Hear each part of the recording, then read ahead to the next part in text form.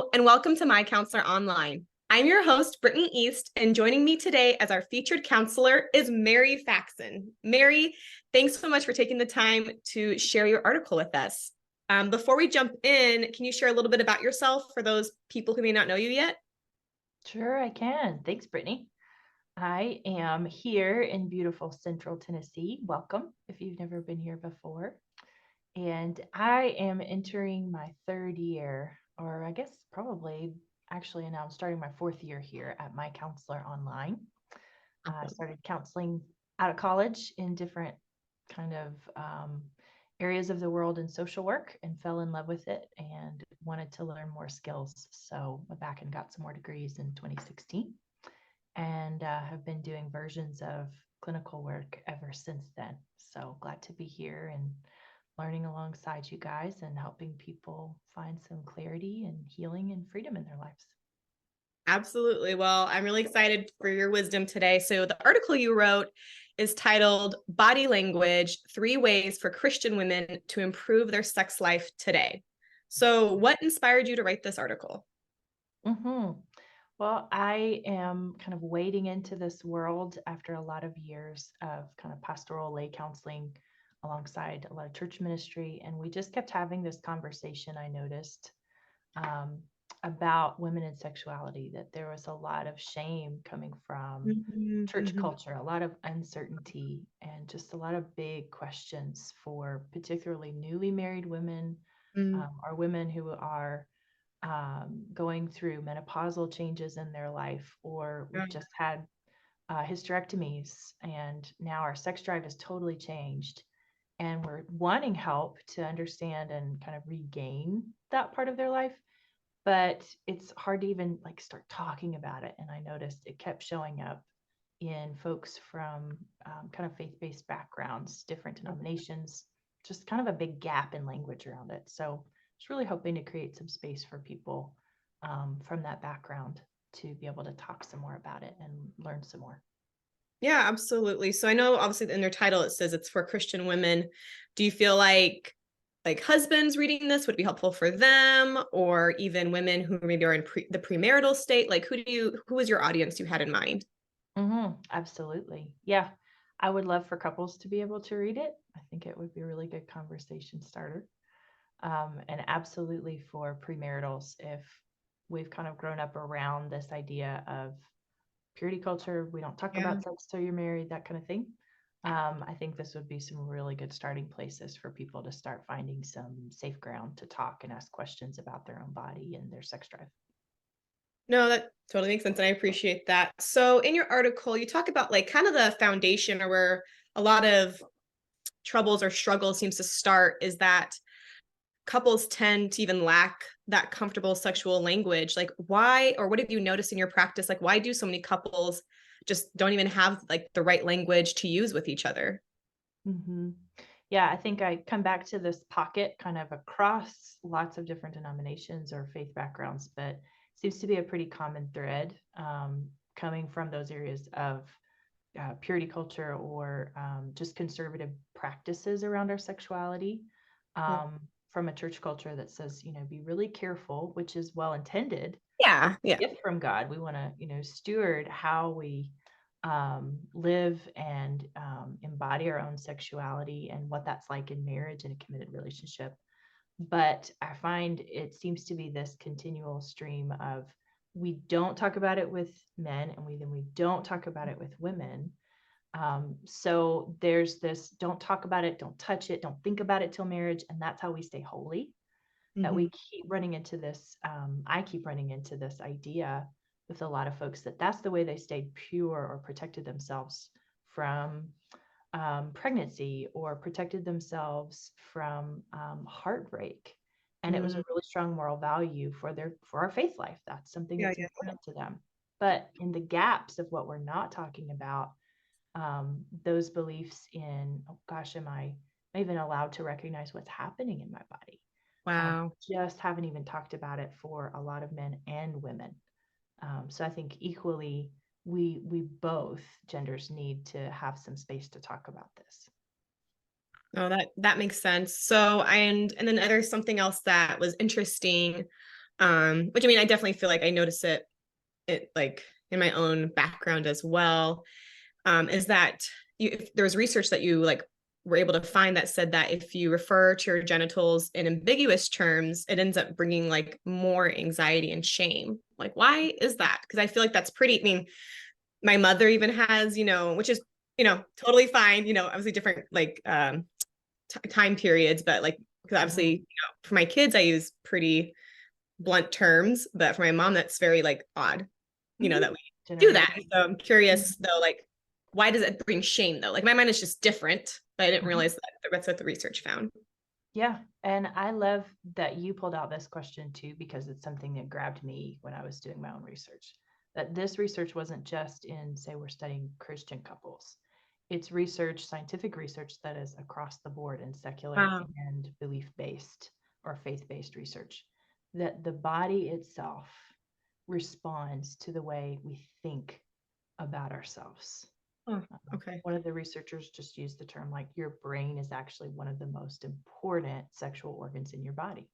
If I don't think God made it good, if I don't think Mm, that my specific parts of my body are just as important and valuable and precious and wonderful as the others, then we've kind of created this cocoon of shame or just unknown. Like, I don't know what to do with that. So yeah. don't touch it. Maybe we've heard language like, don't touch it, that's dirty.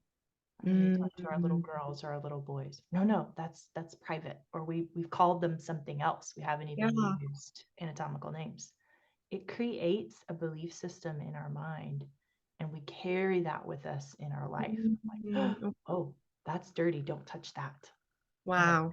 really stops us from being able to experience things like God made all of me and it's good. And I can actually enjoy the pleasure sensations that are involved in an intimate, bonded relationship of marriage. Do you feel like it kind of creates, you mean like a feedback loop, kind of what we talked about earlier too, with Mm. like that lack of sexual language between a couple, like when they're having sex, or what have you seen? Mhm. Absolutely. Yeah. If you could even trace it, almost like a serpentine belt that just my shame about my body triggers my insecurity. So I pull back. I don't tell him, don't touch me there. I don't know how to share this. Then my spouse feels rejected. Then they feel Mm, like they've done something wrong, but they don't know how to ask. They feel like they can't find the right knob or switch to help me. We both end up feeling rejected. Our bodies respond by not feeling pleasure, and we wow. just feel defeated. Yeah. Okay, so yeah, so we've definitely yeah, so one of the ones to improve is just to like use anatomically correct terms. So with that, is that just vagina? Is it beyond that? Like what, like how far do you go as far as referring to that or even like knowing about it? Yeah. And I put a couple of resources there just because it's kind of this vast, like unknown. What's this? What's that? Isn't it just called the vagina? What part's the vulva? What part's the clitoris? Can we say that? Yeah. Right? We allowed to say those words. So I do encourage couples, and it's okay to do the work as a couple or as an individual. To even sit down with your doctor, or there's a couple of resources I stick in the article to learn about what is the outer labia, right? Mm, What are the sensations that happen there? What are the vaginal walls? What sensations happen there? What's the vestibule? Right? What is the clitoral head? What happens there? And being able to just name and notice really helps to bring some clarity and understanding because it is not all one big kind of ball of flesh in one place. God has so intricately made it, and they all have unique sensations at multiple times of day, year, and our lifetime. So yeah, finding out more about those specific names to things can really add some clarity and even differentiation for different sensations itself. And then you went even a step further in your article to say, like, even knowing the functions of the specific sexual anatomy can bring more freedom. Can you talk a little bit more about that? Absolutely. Yeah. When we're thinking about, particularly for Christian women, Yeah. there's again, this kind of gap of, well, what should that part of me do? Oh, okay. Male anatomy is on the outside of the body, literally. It's obvious when there's an erection, right? we understand that's the body's natural response, and we can Mm. see that happen. For the female body, if arousal is happening, her body's sexual response cycle is actually having a very similar response in the tissue, the Mm. way that the blood flow happens, but it is not as visible Okay. because it's tucked away in an Right. interior location. So, even understanding what happens when a certain part of the sexual arousal cycle happens, what tissues are aroused, Mm. what tissues change was when the blood flow happens, helps women to recognize what is the natural healthy response, Okay. and also to be able to recognize, oh, is there something that's actually not functioning in a normal, natural way? And it can also help them get direction from their doctor to kind of work with, say, postmenopause or a medical menopause like a Yeah. hysterectomy. What responses are not happening? And that is impeding pleasure sensations, Mm. or it's bringing about sensations of pain. Certain Mm. hormone levels have changed. So it really helps women to be able to recognize it's not that I myself am wrong or that Mm. I'm incapable of something or Wow. I'm broken, but it helps really empower women to understand. Similar if like if I got conjunctivitis, I'm like, oh, my eye is puffy. What's happening? I need some help here. Yeah. It's no different, the level of care, Mm. being able to indicate, oh, okay, that's not a normal function for the clitoris to respond like that, or there are no sensations. Is Mm. there a nerve damage that's happened in my lower Wow. back? What's going on? So it really helps to be able to see and recognize what's good and help remedy if there's something that has been injured or if there's just a body change or a stress level that's impacting those responses in the body. Does that help a That's, little that's bit? no, that's so helpful. Yeah, I do. And I love that because I feel like, because I read when I first read it, even like, okay, well, I mean, I feel like I know a lot of the functions, which is like good, but I didn't think about the flip side, like, well, if it's not, which I mean, I have had that happen where things aren't working. Mhm. It is easier to like, I feel like I have more language with my spouse, even like, I feel like something's wrong. I'm not, like, Yeah, I just need help. And it's not like shameful, like, or yeah, like you said, like that brokenness. It's just like, oh, like I'm mm, aware. So I just, it's just like, just more awareness. And I like that idea versus trying to think of it so scientific, like just like, it's just part of knowing myself and knowing like how God made me and just trying to understand him and me more. So yeah, I absolutely. love that. Okay. And so in part of your article too, you talked about like, it's not just like, so we, we're knowing the names, we're knowing the functions, Mhm. and then just becoming actually like intimately aware of your own genitals, like being able to label it yourself with like a mirror or something.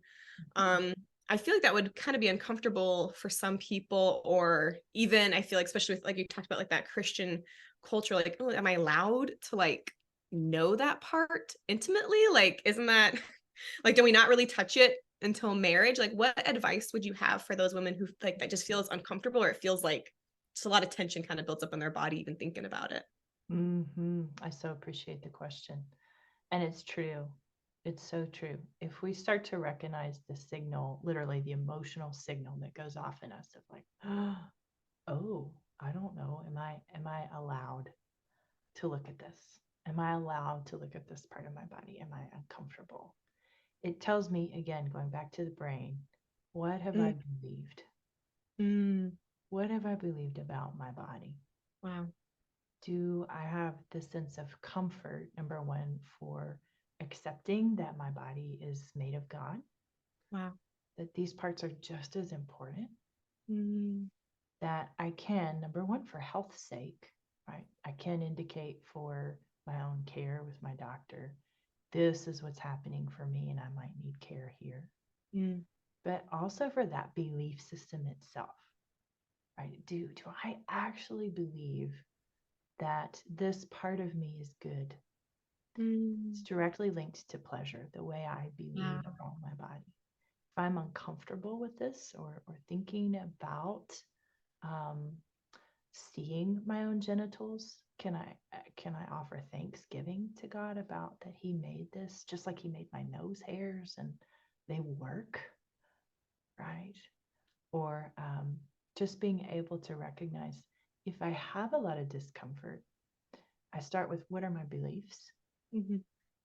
because they connect to pleasure. But I'm also going to be curious if I have discomfort, it can be a good indicator. If there's a deeper place of care needed, have I ever been exposed to ideas about my body, about a woman's body? And this can Mm. go for the men as well. Yeah. Really, this could be applied either way, but we're kind of focusing on women. But the same principle to say, wait, where did that discomfort come from? Wow. Hmm. Do I feel safe in my own body? Mm. If we stay curious about the discomfort itself, it can help point us to the direction of care if there's Okay. been physical or mental or emotional abuse, verbal abuse. If we've never felt safe in that part of our body, Mm. then that would be an indicator for us to go get some support, maybe through therapy, um, group work, or trauma work to say, wait, what's going on here? What Yeah. are my beliefs, and how do I begin to feel safe Mm. in my own body and have gratitude even for the way that God has made me?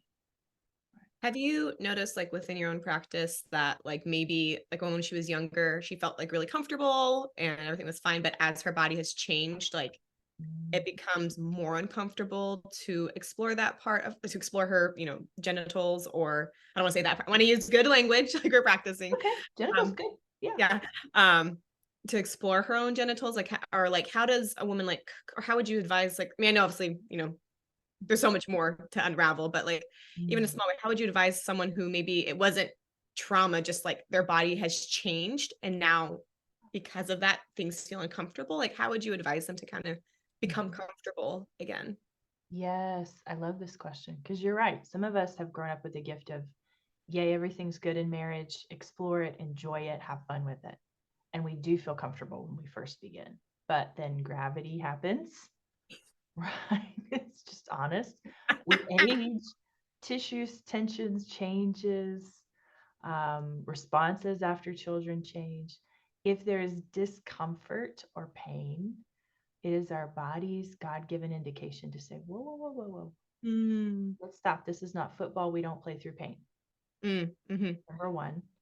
But the second piece we want to pay attention to is that's a real relationship we have with our own body. Okay. Right? How do I feel about me? Mm, Have my sensations changed if we've had children? mm, Has something happened when if we had a vaginal delivery or complications from C-sections? Is there nerve ending damage? Have we had mm, lower back problems? yeah. For any sensational pieces, like are there actual, like it feels painful in that location or different parts of our vaginal walls? Paying attention to that will help you get really specific care for any medical need.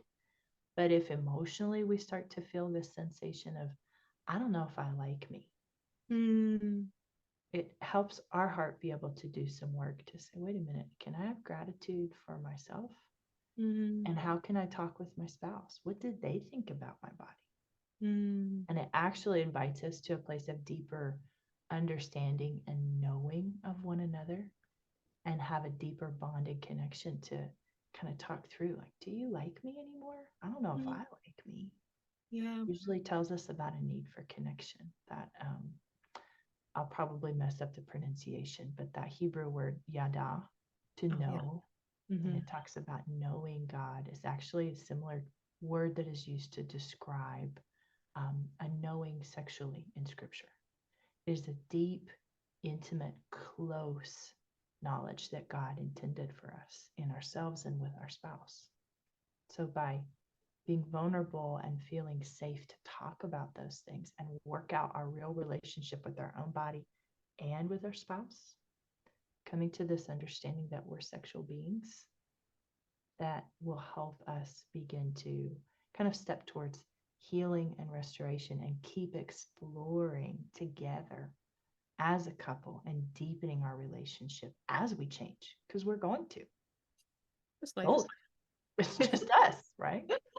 Yeah. So it creates more safety, maybe is a I love much better that. way to Yeah. say That was that. really, really helpful. And one of the last pieces of advice you say for like, just like three simple ways to like help improve is being aware of like body sensations and being able to like very specifically note them. And you kind of say like it's good to like almost like check in with your skin and talk to it. And you made the note too, like it's not just about like worrying about like sexual pleasure, you know, because obviously it's like it's my arm, but it's just in general, like realizing how to bring this like greater pleasure appreciation around in your whole life. Can you like walk us through an example of what it looks like to talk to your skin? Yeah, absolutely. And I love that you point, it's like, it's my arm. That's not sexual, is it? Right? Maybe. I Well, don't if we haven't had a chance to go, wait, what do I feel? If I've been so goal driven, goal oriented about my own sexuality, like, oh my gosh, we only have a half an hour before the kids get home from school. We haven't seen each other in forever. Hurry, let's just try to both get to orgasm and then we'll hurry up and go, right?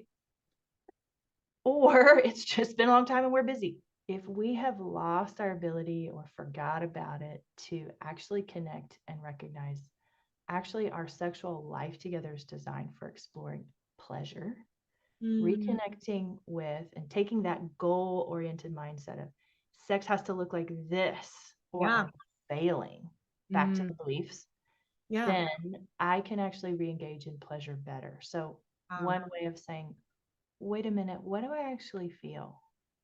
Mm, What do I like?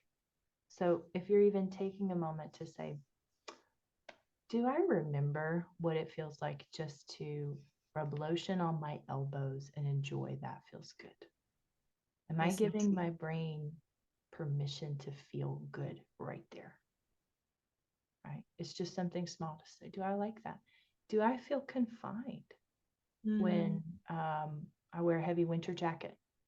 mm, What does my body like if I'm exercising my ability to say yes, no, and mm, welcome pleasuring experiences that just feel good? A hot cup of coffee, something soft and gentle on our skin because it feels good to us. We're mm. helping stop that goal oriented mindset that Wow. shuts down pleasure. So even those small things, just going, what do I like? Oh, no, not that. That's good. Use that yes, no muscle, so to speak, and That's it will help us get reconnected. no, I love that. Yeah, just the idea of just like taking a moment to notice. And I think you talked about earlier, just appreciating like how God made us. And he Mhm, didn't, I mean, although sex is like, you know, there's, you know, sex, we can make babies. It's great. We can do it when mhm, we're married, you know, it's a gift, but it's mhm. like you said, like, we're just like, the goal isn't necessarily orgasm or, you know, maybe it is to make a baby, but like pleasure, like it is a gift, Mhm, God, just to like deeply know someone else in a mhm. way that you may not know anyone else, or you know, just this Right. in this time in your life, like there's just one person. So it's just, Mhm, I just love that idea of just taking a moment to notice pleasure in general. mhm, So mhm, yeah, thank you. So you know, so yeah, these are like, you know, you kind of brought up like three simple ways someone can start, like, okay, I'm unsatisfied with my sex life. These are three simple ways to kind of take a few steps forward. How mhm, does someone know though, like, wow, like I've done these three steps, or I'm noticing this, mhm. things aren't really getting better, or things feel harder. Like all of a sudden I'm like aware of a lot more issues. Right, How do you right. know, how does someone know when it's time to go like towards sex therapy? Because I feel like, at least for me, when I first, you know, personally, even as first hearing about Christian sex therapy, I'm like, well, that's for people who are like, their sex life's terrible, or it's like Right. they have maybe sexual addiction, or there's like a big problem. Um, Mhm. versus really like, maybe can you tell us really what the goal of sex therapy is, or what someone can find within that? Yeah, yeah, the $1,000,000 question. How do you know if it's working, right? Yeah, yeah. According to each couple, it's unique. Some couples may come to sex therapy to go, we've experienced something like vaginismus, right? Like the pelvic floor has stayed really closed because of a trauma or traumatic birth or something happening. We haven't been able to have penetrative sex in the way we want to, or maybe we haven't been able to have orgasm. Mm, Particularly for women, I find very often the desire to have sex, the bottom has just dropped out. It's just like, I could go without it, sit next to me, hold my hand, watch a movie, that's fine. But we still feel a little bit dissatisfied with that. Maybe we've tried some of these three things and we've started to do that work. and we're noticing my desire still really isn't there, or my ability to recognize and feel pleasure, or there's still pain, Okay. or I don't feel anything. Yeah. Right? Or those, even you mentioned earlier, those kind of intense emotions of discomfort. Maybe they intensify. Those are all indicators, and pain, of course, itself to say there's something going on in the sexual response cycle for me, my beliefs, my body, how I feel safe with my spouse, how Mm, we do this connecting time together. And those would be places that I would want to encourage you to say, go sit down and have some time with a sex therapist to help you sort through beliefs, body functions, how we ask and use our yes and no, how we feel safe in our relationship with our spouse, or yeah. if there are medical needs that they can rule out or refer you to a specialist that can help you with some of those functions and processes. No, that's really great. And then for like women seeking like, out sex therapists, is it something that they usually need to have their spouse along with them? I mean, obviously because sex takes two. Or can someone, if they feel like they just want to go one-on-one with a therapist, like what do you feel like is happens a lot with women seeking sex therapy? Mm-hmm. I see both. I would love if couples are able to come together. Sometimes we just mix and match, right? A lot of spouses come, it's like, this is really scary for me to talk about. If we're coming out of some beliefs of, we didn't talk about this thing, it can feel scary to start talking about it together. Mm, Um, I encourage couples, if you can, come at the same time in your sessions so that we can talk together and you're building experiences, understanding together about one another's bodies. If you didn't know stuff, most likely your spouse didn't either. And we're co-creating an experience, which is really what God designed us for. And we're co-creating language, and we're partnering in this work of intimacy. So we can do both. okay. We mix and match individual work and couples work. That's a really normal part of the process, to take some time with each one um, during those steps. But I do encourage, if you can at all attend together, do it. That's really great. So what final piece of advice would you give to people watching this? Just really wanting to let them hear that there's hope for a change. If you Mm, felt really discouraged for a long time, you can experience something new, can experience enjoyment, and desire can change for your intimacy, and to be able to enjoy it in that sensation of freedom, that this is God's good thing for you as a woman, particularly.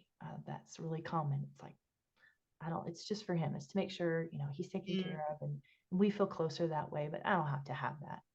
God made it for you too.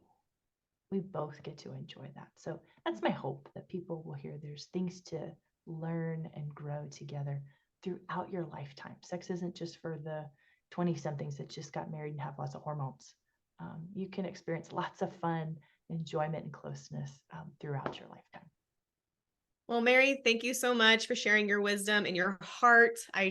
It's so clear, just so evident you have a passion to just like help people to feel safe and comfortable. So thank you so much for coming on the show today. You're welcome. Thanks for having me. Yep. And if you haven't subscribed to our channel, feel free to follow us on social media. On Facebook and Instagram, you can search Love My Counselor. And on YouTube, you can search My Counselor Online Christian Counseling. Thanks so much for joining us, and we'll see you for another session of My Counselor Online.